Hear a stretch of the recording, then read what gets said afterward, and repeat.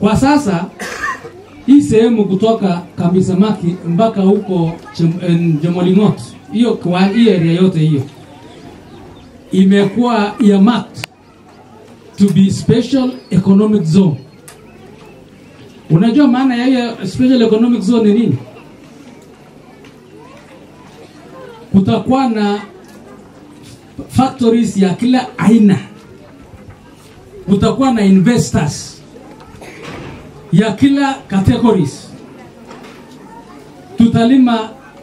Tutalima mchele hapa, itakuwa processed hapa. Hii mahindi itakuwa processed hapa.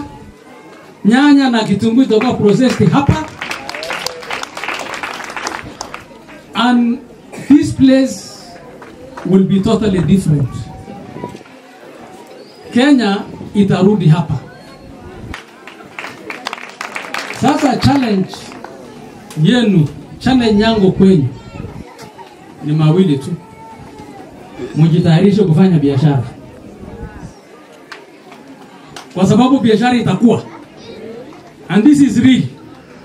Kwa sababu all agencies ya serikali wameletwa pamoja na wanafanya hiyo mpango wakiongoza na head of public service.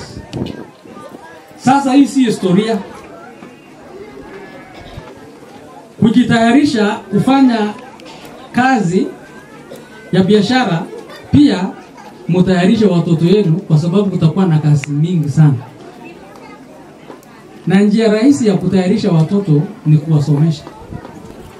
Na wakati actualize hii mambo ya special economic zone, hiyo mambo ya uwizi ya ng'ombe itakuwa imeisha completely, kwa sababu kila mtu atakuwa na kazi.